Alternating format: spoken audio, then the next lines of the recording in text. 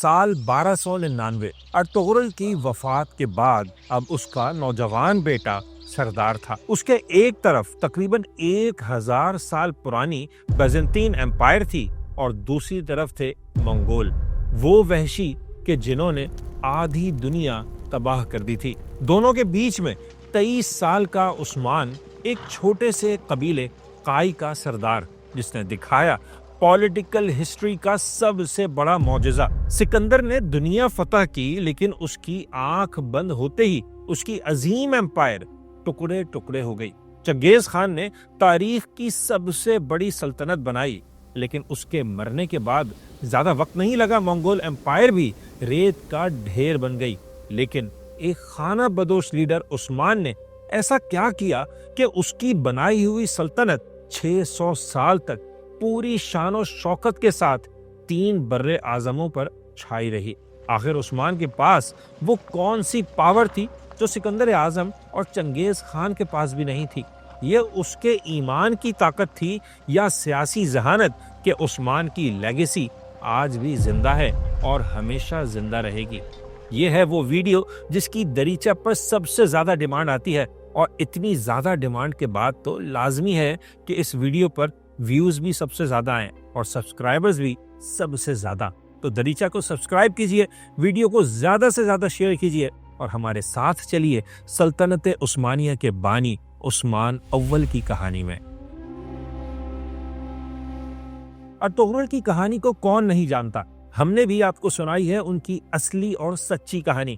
تو اگر ارطغرل کی کہانی جاننا چاہتے ہیں تو پہلے یہ ویڈیو دیکھیں، اور اگر دیکھی ہوئی ہے تو کوئی مسئلہ نہیں، دوبارہ دیکھ لیں۔ تو سال 1281 میں انہی ارطغرل غازی کا انتقال ہو گیا اور 23 سال کے عثمان کو قائی قبیلے کی سرداری ملی۔ وہ قبیلہ جس کی حیثیت دنیا کے نقشے پر ایک نقطے سے زیادہ نہیں تھی، ہر طرف سے خطرہ تھا، بلکہ یہ سمجھیں قائی قبیلہ موت کے منہ میں ہاتھ دیے بیٹھا تھا۔ ایک طرف خوخوار منگول تھے جو آدھی دنیا کھا چکے تھے، مسلمانوں کی کئی بڑی بڑی ایمپائرز کو تباہ کر چکے تھے، یہاں تک کہ ابھی کچھ عرصے پہلے ہی عباسی ایمپائر کے کیپٹل بغداد پر بھی قبضہ کر لیا تھا، جہاں انہوں نے عباسی خلیفہ کو بے دردی سے مار کر شہر کی اینٹ سے اینٹ بجا دی تھی۔ اور دوسری طرف تھی بیزنطین ایمپائر، تقریباً 1000 سال سے قائم وہ سلطنت جس کے قلعے کی دیواریں آسمان سے باتیں کرتی تھی اور جس کا دارالحکومت قسطنطنیہ کبھی کوئی مسلمان فوج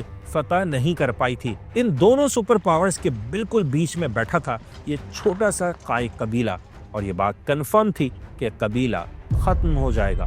اور یقین کریں، اگر قبیلے کا سردار کوئی عام آدمی ہوتا تو وہ واقعی سرنڈر کر دیتا، لیکن نہیں، عثمان تو ارطغرل غازی کے بیٹے تھے، ان کی تربیت بلکہ دماغ کی وائرنگ ایک عام انسان جیسی تھی ہی نہیں۔ انہوں نے اندازہ لگایا کہ منگول اور بیزنطین میں سے کون بڑی پاور ہے، اور جلد ہی سمجھ گئے کہ منگولوں سے ٹکرانا تو خودکشی ہوگی، اس لیے اپنا سارا فوکس بیزنطین ایمپائر کی طرف کر دیا، وہ جو دیکھنے میں تو سپر پاور تھی لیکن اندر سے تباہ حال تھی۔ سچویشن ایسی تھی کہ کم از کم اناطولیہ تو کسی نئی پاور کے آنے کے لیے مکمل طور پر تیار تھا۔ آپ کو اس زمانے کا اناطولیہ کا نقشہ دیکھنا چاہیے۔ یہ دیکھیں، عثمان کا قبیلہ یہ چھوٹا سا نقطہ ہے، جبکہ اناطولیہ کا اصل باس تھا قرامان قبیلہ، جنہیں انگریزی میں کیرامینڈز کہتے ہیں۔ یہ اتنے پاورفل ہو چکے تھے کہ ابھی کچھ سال پہلے سلجوق کیپٹل کونیا پر بھی قبضہ کر لیا تھا۔ منگول اور سلجوق کمبائنڈ آرمی کو بھی ہرا چکے تھے۔ نیچرلی دیکھیں تو اناطولیہ میں اگر کوئی نئی سلطنت بننے والی تھی تو کرامانیوں کو ہی بنانی چاہیے تھی، لیکن آج ہسٹری پڑھنے والے بھی کرامان قبیلے کو نہیں جانتے۔ کیوں؟ کیونکہ ان کے سرداروں نے اپنی تلوار کا رخ مسلمانوں کی طرف کر لیا تھا۔ وہ اپنوں ہی سے لڑ رہے تھے، وہ بھی ان زمینوں کے لیے جو بنجر تھیں، اناطولیہ کے ویران پہاڑی اور میدانی علاقے۔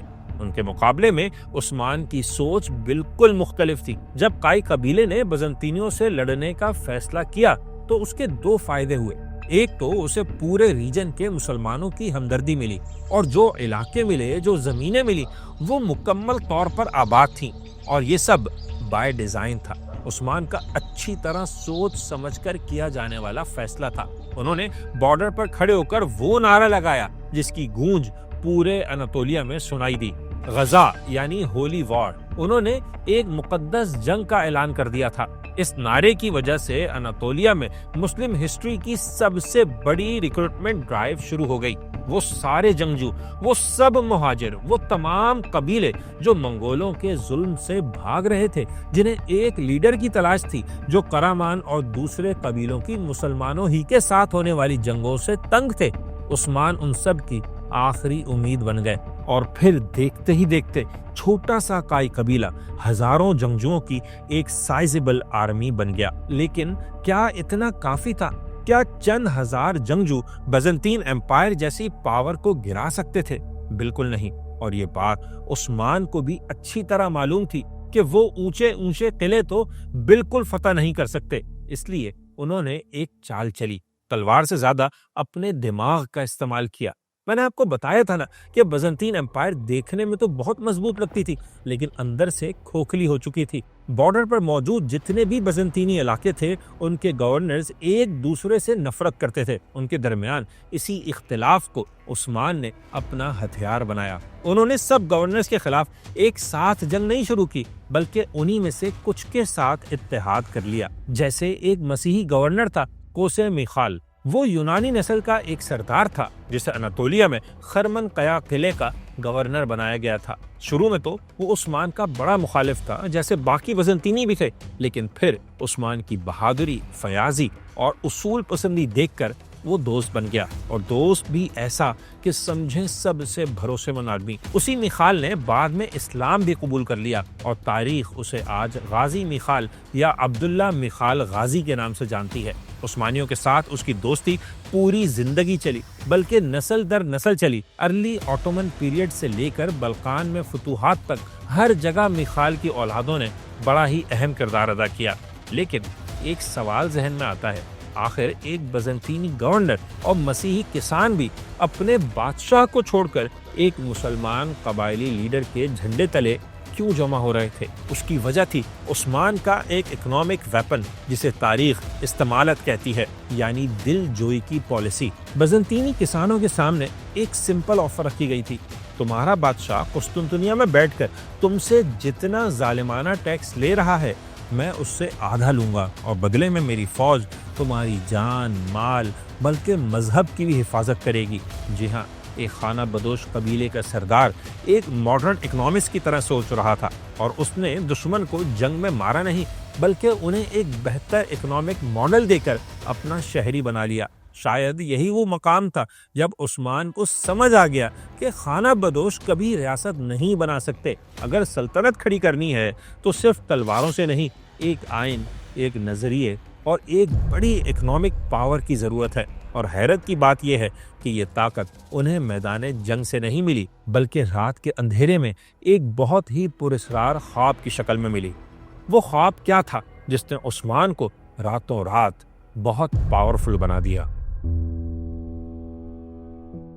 آپ نے عثمان کے مشہور زمانہ خواب کے بارے میں ضرور پڑھا بھی ہوگا، سنا بھی ہوگا، بلکہ ٹی وی ڈراموں میں دیکھا بھی ہوگا۔ یہ کہ ایک رات عثمان نے خواب میں دیکھا کہ شیخ ادب علی کے سینے سے ایک چاند نکلا اور عثمان کے سینے میں داخل ہو گیا، اور پھر عثمان کے سینے سے ایک درخت ہوگا، ایک عظیم و شان درخت جس کی شاخیں آسمان کو چھو رہی تھیں اور سایہ پوری دنیا پر پھیلا ہوا تھا۔ اس درخت کی جڑوں سے 4 بڑے دریا بہ رہے تھے، اور اس کے سائے میں بڑے بڑے شہر آباد تھے۔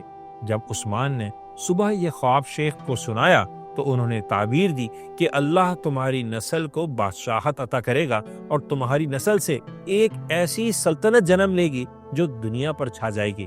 بعد میں انہی شیخ ادب علی کی بیٹی بالا خاتون کی شادی عثمان سے ہوئی، یعنی غازیوں اور صوفیوں کا اتحاد ہو گیا، تلوار اور قلم ایک ہو گئے۔ عوام اور ڈرامہ دیکھنے والوں کے لیے تو یہ ایک اسپریچول اسٹوری تھی، لیکن حقیقت یہ ہے کہ یہ کوئی خواب نہیں تھا۔ ایسا خواب تو بالکل نہیں تھا جو سوتے ہوئے آئے۔ یہ تاریخ کا سب سے شاندار اور کامیاب پولیٹیکل مینیفیسٹو تھا۔ ایک خانہ بدوش قبیلہ جس کے پاس نہ آئین، نہ تعلیم، نہ ہی کوئی لیگل اتھارٹی، ان کے پاس حکومت کرنے کا کوئی قانونی جواز نہیں تھا، لیکن یہ خواب تھا جس نے اس قوم کو ایک ڈیوائن رائٹ ٹو رول دیا، یعنی حکمرانی کا ایک ایسا جواز جسے اللہ کی تائید حاصل ہے۔ یہ خواب پورے اناطولیہ میں ایک بریکنگ نیوز کی طرح پھیل گیا۔ اس نے بکھرے ہوئے ترکوں کو یہ میسج دیا کہ اللہ نے ایک نوجوان کو چن لیا ہے، آؤ سب اس کے پیچھے چلو، ہم دنیا پر راج کرنے والے ہیں۔ لیکن کیا صرف خوابوں سے دنیا فتح ہوتی ہے؟ کیا صرف خوابوں کے بلبوتے پر لاکھوں کی فوج کھڑی کی جا سکتی ہے یا شہر بسائے جا سکتے ہیں؟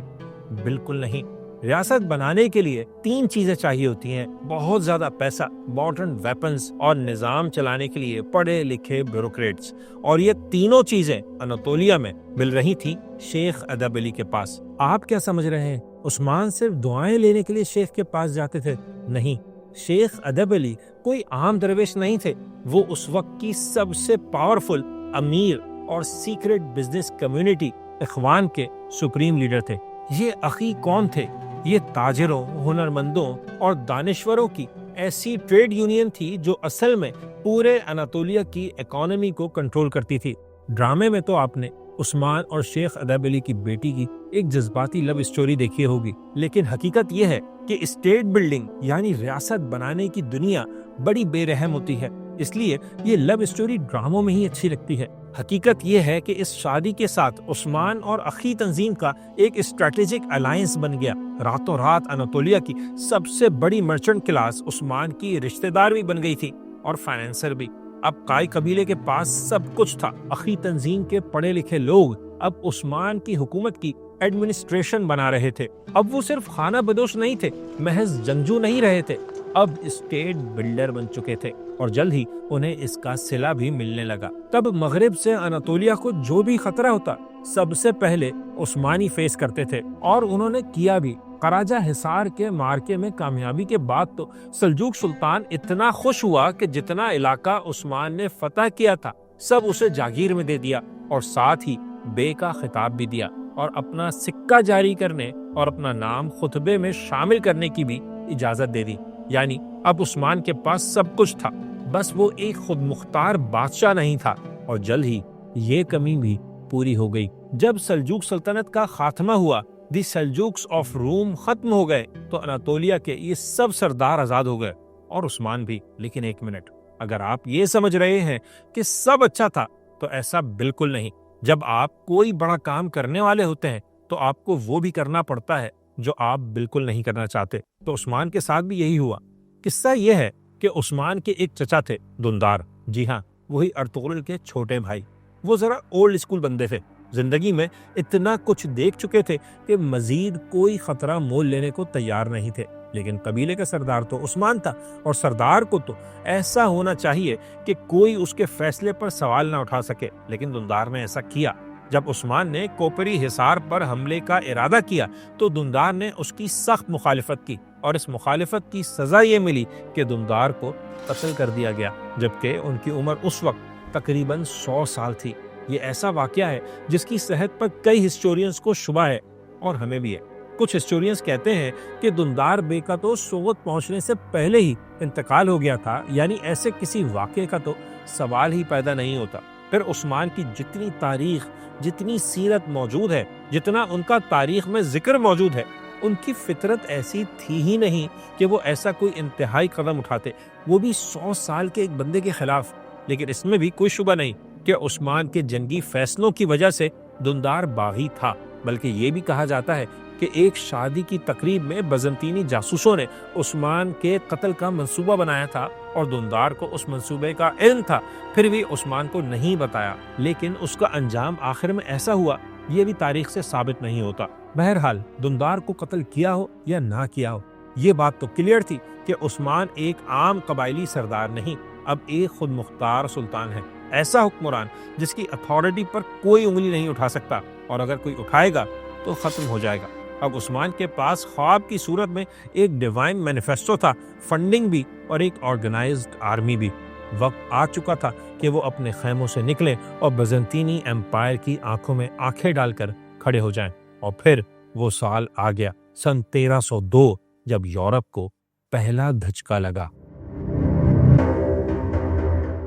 دہائیوں تک قسطنطنیہ میں بیٹھے بادشاہ ان خانہ بدوش ترکوں کو کیڑے مکوڑے سمجھ کر اگنور کرتے رہے۔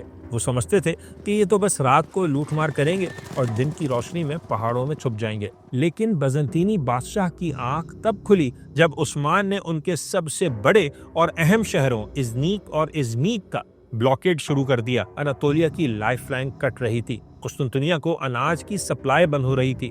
اس لیے بادشاہ نے فیصلہ کیا کہ اب ان کیڑے مکوڑوں کو کچلنے کا وقت آ گیا ہے۔ ایک ایلیٹ فورس، سر سے پیر تک آئرن کلیڈ آرمی عثمان کو کچلنے کے لیے روانہ کر دی گئی۔ اس آرمی کی کمان تھی قسطنطنیہ کے بہترین کمانڈر جارج موزلون کے ہاتھوں میں، اور ان کا عثمانیوں کے ساتھ مقابلہ ہوا 27 جولائی 1302 کو۔ مقام تھا بافیوس کا میدان جنگ۔ ایک طرف صدیوں پرانی ملٹری ٹیکنالوجی اور ریگولر آرمی، اور دوسری طرف خیموں میں رہنے والے گوریلا جنگجو۔ لگتا یہی تھا کہ بازنطینی ان خانہ بدوشوں کو کچل کر رکھ دیں گے، لیکن عثمان بہت عقل مند تھا۔ اس نے وہ بیوقوفی بالکل نہیں کی جو عموماً اس طرح کی جنگوں میں ہو جاتی ہے۔ کھلی جنگ کے بجائے ہٹ اینڈ رن کی حکمت عملی اپنائی۔ عثمانیوں کے ہلکے اور تیز رفتار گھڑ سوار بازنطینی فوج کے گرد گھیرا ڈالتے، تیر برساتے اور پلک جھپکتے میں غائب ہو جاتے۔ بازنطینی امپائر کا بھاری آرمر اب ان کی طاقت نہیں، ان کی سب سے بڑی کمزوری بن چکا تھا۔ جولائی کا مہینہ تھا، اناطولیہ کے اس حصے میں گرمی بھی ٹھیک ٹھاک پڑتی ہے۔ لوہے کا لباس، جولائی کی گرمی اور مخالف فوج کے تابڑ توڑ اچانک حملے۔ آہستہ آہستہ حوصلے ٹوٹنے لگے، ہمت جواب دینے لگی، اور پھر عثمان نے آخری حملے کا حکم دے دیا۔ ایک آل آؤٹ اٹیک، اور بازنطینی فوج کے پر خدشے اڑ گئے۔ ان کے کمانڈرز نے رات کے اندھیرے میں بھاگ کر اپنی جان بچائی۔ یوں مسیحی دنیا کی ایک بہت بڑی پاور کو خانہ بدوشوں نے اپنے ہی گھر میں گھٹنے ٹیکنے پر مجبور کر دیا۔ یہ ایک شاندار کامیابی تھی، بلکہ یہی وہ مومنٹ تھا جب عثمان صرف ایک قبائلی سردار سے آگے بڑھ کر دنیا کے نقشے پر ایک آزاد حکمران بنا۔ جی ہاں، یہی وہ دن تھا، یہی وہ لمحہ تھا جب دنیا کے نقشے پر سلطنت عثمانیہ نے جنم لیا۔ قسطنطنیہ کے دروازے کے ساتھ ایک ایسا طوفان اٹھ چکا تھا جسے اب کوئی نہیں روک سکتا تھا۔ لیکن ایک منٹ، کھلے میدان میں کسی فوج کو ہرانا ایک الگ بات ہے، مگر ایک ورلڈ ایمپائر بننے کے لیے تو شہر فتح کرنے پڑتے ہیں، قلعے گرانے پڑتے ہیں، اور عثمانیوں کو تو اونچی دیوار گرانا کیا بنانا بھی نہیں آتا تھا۔ نہ ان کے پاس توپیں تھیں اور نہ منجنیقیں، لیکن سامنے کھڑا تھا اناطولیہ کا سب سے بڑا قلعہ برسا، جسے فتح کرنے کے لیے عثمان نے وہ چال چلی جس کے بارے میں جان کر آج بھی حیرت ہوتی ہے۔ عثمان کا اگلا امتحان تھا برسا، ایک ایسا شہر جو سمجھے اناطولیہ کی جان تھا۔ دنیا کے سب سے بڑے ٹریڈ روٹ سلک روڈ کا آخری کونا تھا۔ یہ وہ جگہ تھی جہاں سے پورے ایشیا کا ریشم، مسالے اور سونا یورپ کی مارکیٹوں میں جاتا تھا۔ عثمان صرف اس شہر کو فتح کر کے گلوبل ٹریڈ کا باس بن سکتا تھا، اور یہ بات اسے اچھی طرح معلوم تھی کہ اگر برسا ہاتھ آ گیا تو ان کی چھوٹی سی ریاست ایک اکنامک پاور بن جائے گی۔ لیکن ایک مسئلہ تھا، یہ کہ اگر عثمان ڈائریکٹ اٹیک کرتا تو اس کی فوج قلعے کے دیواروں کے ساتھ ہی کٹ کر مر جاتی۔ تو یہ قلعہ کیسے فتح کیا جاتا؟ اس کے لیے عثمان نے وہ اسٹریٹجی اپنائی جسے سن کر آج بھی حیرت ہوتی ہے۔ انہوں نے برسا کے قریب 2 چھوٹے قلعے بنوائے اور شہر کو جانے کے سارے ٹریڈ روٹس، واٹر اور فوڈ سپلائی کے راستے کاٹ دیے، اور اعلان کر دیا کہ اب ہم یہیں خیمے گاڑ کر بیٹھیں گے، پہاڑوں میں نہیں جائیں گے، اب ہم خانہ بدوش نہیں، شہری بنیں گے۔ یوں شروع ہو گئی سیج آف برسا، ایک ایسا محاصرہ جو کچھ ہفتوں یا مہینوں نہیں چلا، بلکہ تاریخ کے سب سے طویل محاصروں میں سے ایک بن گیا۔ ایک طرف برسا شہر میں لوگ بھوک سے مر رہے تھے، تو دوسری طرف قلعے کے باہر عثمان کا قبیلہ باقاعدہ اپنے گاؤں بنا چکا تھا، کھیتی باڑی کر رہا تھا اور ایک ریاست بنا چکا تھا۔ انہوں نے قلعے کی دیواروں کو توڑنے کی کبھی کوشش ہی نہیں کی، انہوں نے دشمن کے اعصاب کو توڑنے کا کام کیا، اور اس کے لیے انتظار کیا، بہت لمبا انتظار۔ برسا کا محاصرہ تقریباً 10 سال تک پہنچا۔ جی ہاں، 10 سال۔ اتنے طویل انتظار نے تو بازنطینیوں سے زیادہ خود عثمان کو توڑ دیا۔ وہ بیمار پڑ گیا، اس کے جوڑوں میں اتنا درد ہوتا تھا کہ وہ اپنے پیروں پر کھڑا بھی نہیں ہو سکتا تھا۔ عثمان ڈیتھ بیڈ پر آ گیا، محاصرے کی کمان اپنے بیٹے اور خان کو سونپ دی، لیکن زندگی کا آخری خواب ابھی باقی تھا، برسا کی فتح۔ وہ بند آنکھوں سے اس خبر کا انتظار کر رہا تھا کہ ایک دوپہر اور خان عثمان کے خیمے میں داخل ہوا۔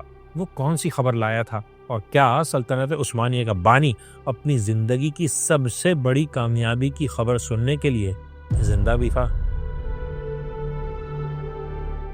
سال 1326 سیج آف برسا جو تقریباً 10 سالوں سے چل رہی تھی بالآخر ختم ہو گئی، شہر فتح ہو گیا، اور خان یہ خبر لے کر اپنے باپ کے پاس آیا۔ اس کے ہاتھ میں شہر کی چابیاں تھیں، لیکن عثمان اپنی زندگی کے آخری لمحات گن رہا تھا، اور خان نے کہا، بابا ہم نے برسا فتح کر لیا ہے اور قلعے کے اندر کسی نہتے انسان کا خون نہیں بہایا۔ عثمان کے ہونٹوں پر فاتحانہ مسکراہٹ پھیل گئی، اس کا مشن پورا ہو گیا۔ لیکن مرنے سے پہلے اس نے اپنے بیٹے کو ایک ایسی وصیت ضرور کی، بلکہ ایک باپ کی بیٹے کو نصیحت ہی نہیں تھی، سمجھے آنے والی سلطنت کا آئین تھا۔ عثمان نے کہا، بیٹا انصاف قائم کرنا اور اسی طرح زمین کو آراستہ کرنا۔ یاد رکھنا کہ تلوار کا استعمال صرف طاقت کے لیے نہیں، مذہب کی سربلندی اور قانون الہی کے نفاذ کے لیے ہونا چاہیے۔ جی ہاں، ایک دم کلیئر بات کہ تلوار شو آف پاور کے لیے نہیں، صرف اللہ کا نام بلند کرنے کے لیے اور اس کے قانون کو نافذ کرنے کے لیے ہی استعمال ہوگی۔ اس کے علاوہ تلوار کا کوئی بھی استعمال جائز نہیں۔ یہ کلیئرٹی آف تھاٹ تھی جس نے عثمان کا نام ہمیشہ کے لیے زندہ کر دیا۔ اور ہاں، عثمان نے ایک اور وصیت بھی کی، کہا کہ مجھے برسا میں دفنانا، اس جگہ جسے سلور ڈوم کہتے ہیں۔ یہ سینٹ الیاس کا ایک پرانا چرچ تھا جس کی چھت دھوپ میں چاندی کی طرح چمکتی تھی۔ اور پھر عثمان کی آنکھیں بند ہو گئیں۔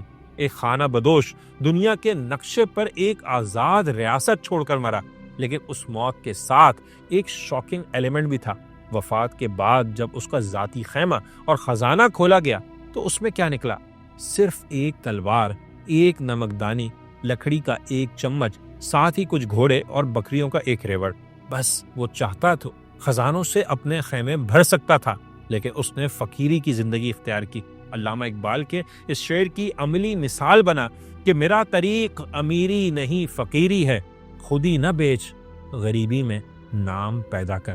عثمان نے اپنی خودی نہیں بیچی اور غریبی میں وہ نام پیدا کیا کہ دنیا آج تک اس کی اولادوں کی بنائی گئی 52 لاکھ مربع کلومیٹرز کی امپائر کو سلطنت عثمانیہ یعنی عثمان کی سلطنت کہتی ہے۔ یہی عثمان کا اصل اثاثہ تھا، سونا نہیں، نیت اور ویژن۔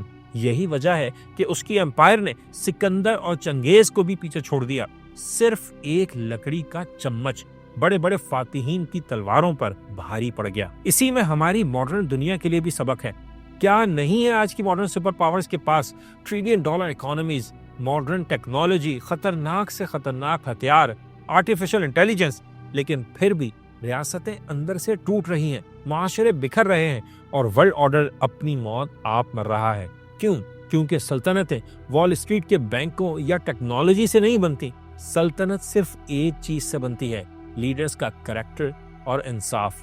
آج کے حکمران آف شور اکاؤنٹس میں اربوں ڈالرز چھوڑ کے مرتے ہیں اور ان کی لیگیسی 60 سال بھی زندہ نہیں رہتی۔ عثمان بظاہر دنیا سے خالی ہاتھ گیا، لیکن اس کے اصول، اس کی سلطنت 600 سال تک باقی رہی اور اس کا نام قیامت تک زندہ رہے گا۔